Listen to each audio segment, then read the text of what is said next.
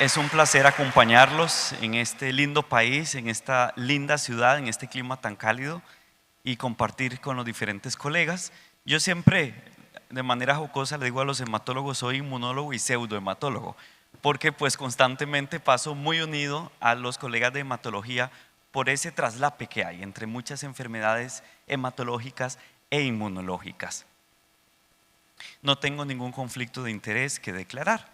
Pues esta historia ustedes la conocen muy bien, recordarán cómo fue el primer trasplante de médula ósea, que fue en 1956 en la ciudad de New York por el doctor Donald Thomas. Y resulta ser que él en ese momento describe un término que ya ni tan siquiera lo utilizamos en la trasplantología de las células madre, que es el término isólogo. Y vean el título original de ese paper en ese momento, en donde se llamó una dosis de radiación supraletal para un trasplante isólogo en un hombre. Y este término isólogo deriva de griego, es un término que se utilizaba en la química para hacer referencia a un compuesto químico que tiene una estructura similar pero átomos distintos. Posteriormente, pues sabemos que pasamos de ese término de isólogo al término halogénico. Y precisamente el doctor utilizó un donante HLA idéntico, que era un gemelo idéntico a este receptor con leucemia. Y así es como se publica en la historia de la medicina el primer trasplante de médula ósea. Posteriormente, el doctor George Mathé, oncólogo inmunólogo, utiliza médula ósea no emparentada en 6 ingenieros yugoslavos que habían recibido una dosis supraletal por exposición laboral. Y al realizar esa médula ósea no emparentada, al utilizarla como fuente de injerto, por supuesto en ese momento ni tan siquiera se conocía la importancia de los HLA como lo conocemos hoy en día, pues estos ingenieros desarrollaron enfermedad de injerto versus huésped grave. Y así es como se describe el término que hoy conocemos como graft versus host disease o enfermedad de injerto contra huésped. Y les comento un poquito de la historia en mi país, en Costa Rica. El gran inicio de trasplante de médula ósea en Costa Rica fue en 1985, en diciembre de 1985. Como vemos en pantalla, el doctor Anders Fast, que es el director de un grupo de Gotemburgo, de Suecia, que nos ha apoyado muchísimo a través de los años en la formación de inmunólogos, con quien tuve también el gusto de formarme, y por el doctor Óscar Porras Madrigal, que es el pionero de la inmunología y trasplante de células madre en Costa Rica. De hecho, hasta el día de hoy, pues en el Hospital Nacional de Niños, la unidad de trasplante es guiada por los inmunólogos, quien trabaja en conjunto con los hematólogos. Y como vemos en La Nación, que es un periódico pues de los principales que hay en el país, ya pues muy poco se lee la prensa impresa, como ustedes saben, todo es digital, pero bueno, eso se guarda con mucho cariño de 1985, en donde vemos a los personajes célebres que les mencionaba, el doctor Anders Fast, que vemos acá, en sus años mozos, y el doctor Óscar Porras, en donde en esa fecha realizaron el primer trasplante, que no fue en una malignidad hematológica, fue en un niño con SCID o inmunodeficiencia combinada grave. Posteriormente, en mayo de 1992, la segunda noticia en el periódico, el hospital donde yo laboro, el Hospital San Juan de Dios, que es un centro de adultos, pues le pide asesoría al hospital pediátrico y hacen el primer trasplante en un adulto de 34 años con una LLA. Y pues hasta la fecha hemos tenido muchísimas dificultades, pero continuamos dando la labor, ofreciendo esta terapéutica a pacientes con malignidad hematológica y con enfermedades benignas, dentro de ellas pues la principal área a la que me dedico, los errores innatos de la inmunidad o inmunodeficiencias primarias. Para recordar un poco los tipos de trasplante de células madre, sabemos que tenemos los autólogos, que básicamente es un rescate después de una quimioterapia bastante agresiva para poder rescatar la hematopoiesis, y la ciencia en sí del trasplante como tal, halogénico, con todo lo que implica, pues tenemos programas de donante relacionado y no relacionado. Dentro de los no relacionados, por sus siglas en inglés, tenemos el Match Sibling Donor, que son los hermanos idénticos, el Match Unrelated Donor, o cuando hay compatibilidad en los HLA en un donante no relacionado, el Mismatch Unrelated Donor, cuando hay diferencia de 1 a 2, dependiendo de los HLA igual no emparentado, o el haploidéntico. siendo nuestra experiencia principal en Costa Rica el haploidéntico, como lo mencionará ahora mi colega que sigue en la siguiente charla, porque básicamente pues la posibilidad de encontrar un familiar idéntico, un hermano, sabemos que es solo un 25%. Y nosotros en el país no tenemos hasta el momento un programa de células madre de donadores no relacionados. Hasta noviembre del año pasado, después de 3 o 4 años de lucha con el gobierno y con demandas van, demandas vienen entre el paciente y el gobierno, se logró importar unas células madre de los Estados Unidos y fue el primer trasplante que hicimos no relacionado. Que eso fue como la historia de Misión Imposible, como la película. En ambulancia me fui al aeropuerto a traer las células porque pues no había nada coordinado en ese momento, las aduanas no querían despacharlas, fue de esas cosas que los médicos tenemos que ir un poco más allá que la atención directa al paciente, involucrarnos con esto si queremos lograr las cosas, pero aún así pues no está el programa instaurado. Fue, creo que una puerta que se abre y esperemos que pueda continuar. Para dar un ejemplo de cómo es un esquema de acondicionamiento, pues realmente esto va a depender muchísimo del paciente, de la patología, de la profilaxis de injerto versus huésped que queramos utilizar. Pero aquí les pongo en pantalla un ejemplo de un paciente con una inmunodeficiencia que se llama enfermedad granulomatosa crónica, que es cuando los pacientes, debut pediátrico principalmente, presentan deficiencias en la función de sus fagocitos. Entonces neutrófilos y macrófagos pues sí fagocitan de una manera apropiada, pero no hay un estallido respiratorio adecuado. Entonces no se destruye lo fagocitado y pues el fenotipo clínico son infecciones graves, disregulación inmune y llegan macrófagos tratando de ayudar a su amigo disfuncional, generando células gigantes multinucleadas y granulomas, por eso se llama así. Entonces, como ustedes saben muy bien, tenemos los días negativos del trasplante, vamos a ver si… los días negativos del trasplante, en donde se empieza la terapéutica en el día -9, -8, -7, dependiendo del protocolo elegido. Como ven, se da en este caso fludarabina del día -8 al día -3 y timoglobulina de conejo en el día -8 y -7. En inmunodeficiencias, dependiendo del caso, la tendencia es alejar del día cero la depresión de células T, a diferencia de la enfermedad maligna hematológica en donde está más cerca del día cero, en donde se infunden el -4, -3, -2, dependiendo. El día cero es la infusión de células madre. En este caso se eligió un injerto de sangre periférica, la fuente del injerto me refiero. Como es un haploidéntico, pues tenemos que reforzar con ciclofosfamida en el día +3 y en el +4, acompañado por mesna, desde luego. Y la profilaxis de injerto versus huésped, en este paciente elegimos micofenolato, tacrolimus y letermovir como profilaxis para citomegalovirus, evitando así el uso de ganciclovir o anciclovir que generan, pues tiene un efecto mielotóxico y en pacientes de alto riesgo de falla del injerto, pues preferimos no usarlo como profilaxis. Además, acompañado de las profilaxis de ursodiol para evitar el BOT, aciclovir, alopurinol, trimetoprim, voriconazol, etc. Y bueno, como ven en pantalla, las dosis que elegimos para estos pacientes. Entonces vemos que cada protocolo realmente, cuando se piensa en un trasplante, no es solo seguir algo ya que esté escrito. Sí hay obviamente evidencia de un protocolo común denominador, podríamos llamarle, pero esto debe ser algo totalmente personalizado y sentarse a elegir el mejor protocolo para ese paciente. Los esquemas de acondicionamiento se va a mencionar en la siguiente charla, no entro en detalle, pero hay que saber que dependiendo del fármaco y de la dosis, así es la ablación y la noxa a la médula ósea. En cuanto a la depresión de linfocitos T, pues una complicación bastante temida es la enfermedad de injerto versus huésped, todos lo sabemos, así que hay diferentes estrategias para depletar esos linfocitos T que vienen en el injerto. Una de esas estrategias es la depresión ex vivo de los linfocitos T. Eso quiere decir que antes de infundir las células al paciente mediante un equipo especial, Clinimax, hay otras, es un ejemplo, pero hay otros equipos, se depleta completa o parcialmente esos linfocitos T del injerto.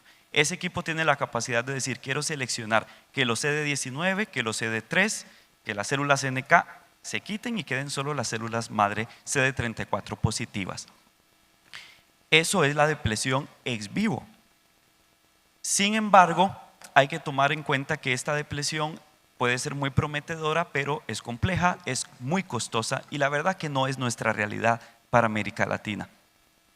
Hay menor riesgo de injerto versus huésped si se logra la depleción ex vivo, pero hay mayor riesgo también de falla del injerto, porque los linfocitos T, como mencionaré más adelante, también son importantes para generar una buena implantación en ese nicho medular.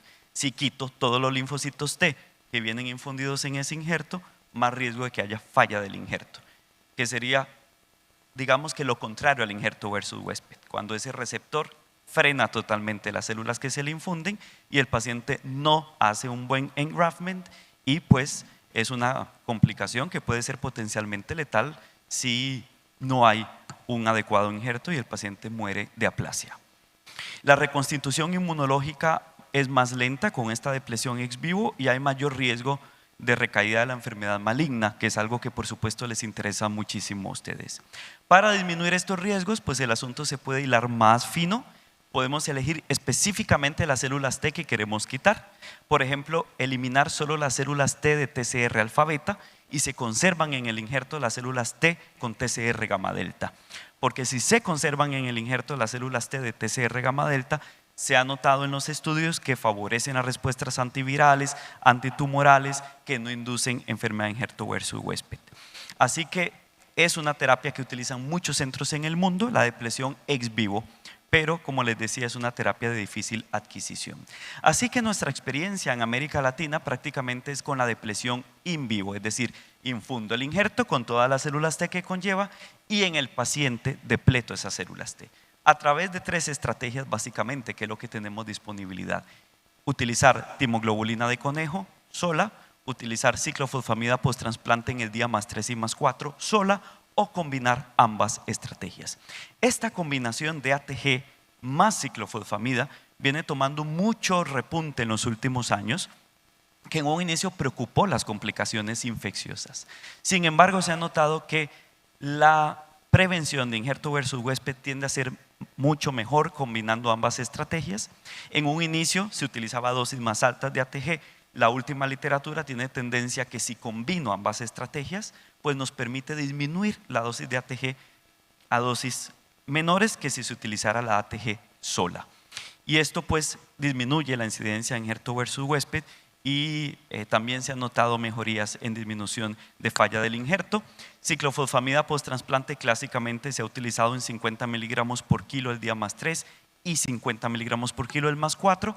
No obstante, en los diferentes estudios recientes han decidido ver qué pasa si se reduce también la ciclofosfamida, principalmente para aquel paciente frágil y adultos mayores que ocupan un halogénico y pues esta es la tendencia que tenemos actualmente. Es importante recordar que cuando un esquema de depleción de células T se utiliza solo ATG, el injerto, el engraftment me refiero, es mucho más rápido, pero la reconstitución inmune es más lenta.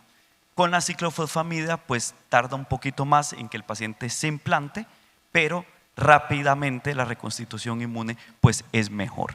Y en los diferentes estudios, como vemos acá, se muestran datos menores en incidencia de enfermedad de injerto versus huésped, tanto aguda y crónica como mortalidad, cuando se utiliza un esquema solo de ciclofosfamida en comparación con ATG, y por eso la mayoría de centros, aunque se sigue utilizando ATG, la ciclofosfamida, al menos para adultos, pues sigue siendo una excelente elección para el trasplante apriodéntico.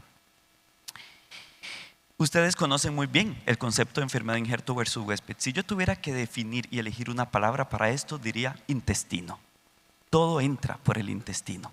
Las mucositis tan graves que tienen estos pacientes después del acondicionamiento, la baja ingesta y la disbiosis intestinal genera que se liberen antígenos que funcionan como péptidos que las células dendríticas presentan a los linfocitos T que vienen provenientes de ese donador, generando que ese linfocito te diga: un momento, yo no conozco esta proteína, no me gusta, entonces decido generar una expansión y atacar, porque para eso está el linfocito T, y empezar a generar un daño constante en los diferentes tejidos, pero la puerta de entrada es por intestino principalmente, porque allí es donde se liberan una cantidad de péptidos que están ocultos ante los ojos de los linfocitos T, llamémosle a los ojos de los linfocitos T el TCR, que están ocultos ante él, y al liberarse pues eso no les gusta y lo atacan.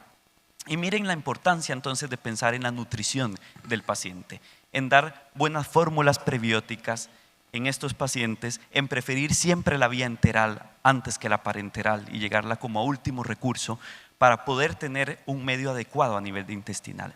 Incluso hay experiencia de transferencia de microbiota fecal, conocido anteriormente como el trasplante fecal, para estos pacientes. Hemos tenido experiencia en nuestro hospital para ciertas H a nivel intestinal, utilizar transferencia de microbiota fecal para casos refractarios o como puente a que nos aprueben un inhibidor de JAK como el ruxolitinib, que no lo tenemos tan fácil de poder tener acceso a él. Hay definiciones de falla del injerto, por tiempo pues no se los voy a mencionar, pero es importante saber que tenemos falla del injerto primaria, falla secundaria del injerto y una pobre función del injerto, ya definido claramente por criterios de EBMT, siendo un poquito más permisivos cuando es trasplante de cordón umbilical, donde se permite hasta el día más 42. Pero si para el día más 28 tenemos neutrófilos menos de 500, hemoglobinas menos de 8 y plaquetas menos de 20, lamentablemente ese paciente falló en hacer una adecuada implantación. Factores de riesgo para falla del injerto. Fuente: médula ósea. Les decía que los linfocitos T, así como pueden generar H, son importantes también para generar una buena implantación. Entonces, de las 3 fuentes de injerto, llamemos sangre periférica con movilización con factor estimulante, recolectado mediante la aféresis, médula ósea por punción pura y cordón umbilical, la médula pues tiene muy poca cantidad de linfocitos T, al igual que la sangre de cordón. Entonces tienen más riesgo de falla del injerto. Del donador femenino a masculino, resulta ser que en el cromosoma Y hay un antígeno de incompatibilidad menor, que es el cromosoma Y, el ligado al cromosoma Y, que es el antígeno Y. Entonces, una mujer que es XX, pues no tiene reconocimiento de este antígeno menor ligado al cromosoma Y. Entonces, cuando es una mujer XX que dona a un receptor XY, mediante estos mecanismos de histocompatibilidad menor, pues hay más riesgo de enfermedad de injerto versus huésped. Y por eso es que para un hombre se prefiere de donador un hombre, de ser posible. Incluso si hay que elegir padres para prudénticos, se prefiere al padre antes que la madre, por esto que les decía. Depresión de linfocitos T en el injerto, si es un linfocito T que viene muy depletado, ya sea ex vivo o un exceso, por así llamarlo, de depresión in vivo, pues también nos puede generar falla del injerto. Infecciones, esplenomegalia, el conteo de CD34, por supuesto, es fundamental. Conteos muy bajos nos puede llevar a una falla del injerto, y conteos muy altos también. Aquí no es que entre más es mejor, eso no es así. Debemos tener un número apropiado de CD34. Productos frescos, evitar las congelaciones. El año antepasado en mi hospital, de los 3 pacientes que tuvieron falla del injerto, los 3 pacientes fueron de producto congelado. Entonces, ahora preferimos hacerlo en todos un producto fresco, es decir, se realiza la leucoaféresis, rápidamente se hace el conteo de células y se infunde en ese paciente en la unidad. Protocolos de intensidad reducida, la doctora Chávez hablará al respecto. Tienen más riesgo de falla del injerto que los protocolos mieloablativos si hay presencia de anticuerpos anti-HLA o incompatibilidad ABO. Factores incidentes en la reconstitución inmune posterior al trasplante. La reconstitución inmune es la clave de todo y es fundamental para el control de infecciones, para modular la enfermedad de injerto versus huésped, para el control de recaídas en clonas tumorales y así contribuir a la sobrevida del paciente. Pero este proceso no es fácil. Desde que viene la infusión en el día 0, apenas va empezando en el día más 100, al tercer mes, esa linfopoiesis de CD4. Primero los CD8, como vemos en el gráfico, después los CD4, y vean que hasta el más 365 ese paciente va presentando reconstitución de su inmunidad humoral, incluso hasta el segundo año. Entonces, es lenta la reconstitución inmunológica y por supuesto, entre más añoso sea el paciente es peor. ¿Por qué creen? ¿Qué ausencia de un órgano fundamental inmunológico ya no tiene el adulto? Que el niño tiene esa ventaja sobre el adulto porque rápidamente tiene reconstitución inmune, el timo. Ya el adulto, al no tener timo, aunque siempre hay folículos funcionales, déjenme decirles, no hay que menospreciar los folículos tímicos funcionales en las glándulas atróficas de la población adulta, siempre funcionan y hay estudios muy interesantes al respecto, no es igual. Obviamente la reconstitución inmune va a ser mucho más lenta, Entonces, si el receptor ya es añoso, se prefiere un donador que sea joven, porque esto nos favorece esta fase de reconstitución inmune. Y los factores relacionados al injerto propiamente que favorecen la reconstitución inmune, la fuente del injerto, la cantidad de CD34, el grado de histocompatibilidad y la manipulación del injerto. Como les decía, productos que vengan muy bajos de linfocitos T, más riesgo en que tengan una reconstitución inmune disminuida o atrasada. ¿Por qué? Porque los linfocitos T producen citocinas que favorecen la hematopoiesis, porque inmunorregulan ese microambiente medular para favorecer la implantación y porque vienen linfocitos T de memoria, CD45RA positivos, y linfocitos naïf, que son los CD45RO positivos, que favorecen ese control de infecciones en el paciente recién trasplantado. Entonces también es importante que en ese injerto de células CD34 vaya contenido en ese producto cierta cantidad de linfocitos T, a pesar de que hay que depletarlos y golpearlos para evitar la enfermedad de injerto versus huésped. Esto es un poco de lo que les decía, y como ven, el timo de los niños pues tiene una gran ventaja en comparación con el timo del paciente adulto, y el compartimento de células T naïf de los niños es muy grande y el compartimento de células T de memoria es muy reducido, y en el adulto pasa lo contrario. Porque ya nosotros tenemos un compartimento T de memoria mucho más amplio que el niño, porque hemos tenido más infecciones a lo largo de la vida y porque hemos recibido inmunizaciones. Entonces esa es la diferencia, y por eso el adulto, entre más edad tenga, pues más desventaja para un trasplante. Y hay factores post-trasplantes que afectan la reconstitución inmune, la presencia de H, linfocitos provenientes del injerto, que ya lo expliqué, y los fármacos inmunosupresores, por supuesto, que nos afectan la reconstitución. Y quiero finalizar con hablar un poquito sobre los anticuerpos anti-HLA. Recuerden que si el paciente se sensibiliza, y que puede ser frecuente, después de tantas transfusiones de los pacientes hematológicos, pueden desarrollar anticuerpos anti-HLA. Y esa presencia de anticuerpos anti-HLA, principalmente cuando los títulos de inmunofluorescencia están arriba de 1000, pero particularmente arriba de 5000, es un riesgo muy grande de falla del injerto. Y más aún si fijan complemento en el estudio de laboratorio. Entonces esos pacientes o se cambia el donador, o si no hay opción, como en Costa Rica, que no tenemos mucho de dónde elegir. Nosotros tenemos un dicho bastante popular, y me perdono por decirlo, decimos: de tripas hay que hacer chorizo. Y pues nos pasa mucho en la práctica clínica, entonces tenemos limitados ciertos accesos, en este caso donadores, así que no tenemos donadores no emparentados, pues metemos a ese paciente a un proceso de desensibilización con inmunoglobulina humana, recambio plasmático, rituximab, y en algunos casos terapia anticélulas plasmáticas como bortezomib o daratumumab. La edad del donador, quiero que queden con este mensaje: el impacto del donador joven es relevante para receptores de más de 40 años, pero si es un receptor menor de 40 años, no importa tanto realmente la edad de ese donador, así que depende más del receptor que del donador. Ya les hablé sobre la incompatibilidad del antígeno HY ligado al cromosoma X y por qué preferimos hombres a hombres. Y finalmente les dejo esta diapositiva para entender el concepto de NIMA y NIPA mismatch. Como ven, aquí tengo una madre de familia. Vamos a ver si puedo señalar. Tenemos la mamá y tenemos el papá. Entonces tenemos los 3 hijos. Este es el paciente que ustedes quieren trasplantar. Como ven, este heredó el color púrpura, el A2B55 y el DR9 de la mamá. No heredó el otro haplotipo de la madre. El A33B44 de R12 lo heredó uno de los hermanos. En el caso del padre, nuestro paciente heredó el haplotipo A11B35 de R4, como vemos acá. Y este AB24B52 de R5 lo heredó el otro hermano, para que vean cómo los haplotipos se van dividiendo entre los hijos. Entonces, si ustedes tienen a este paciente y tienen que elegir el donador haploidéntico, pues cualquiera de los 2 hermanos son opciones, pero el haplotipo que heredó un hermano no lo heredó el otro, pero siguen siendo compatibles con el paciente. ¿Me explico? En estos casos, EBMT dice que se prefiere elegir al hermano que no heredó lo de la mamá. En este caso, entonces, este paciente que tenemos aquí, como vemos, es NIMA incompatible. NIMA por sus siglas en inglés, porque vemos que heredó de la madre, como vemos, el A2B55 de R9, Y en este caso, el hermano hereda el haplotipo de la madre que no tiene mi paciente. Entonces se prefiere como primera opción ese hermano que no heredó el haplotipo materno. ¿Por qué?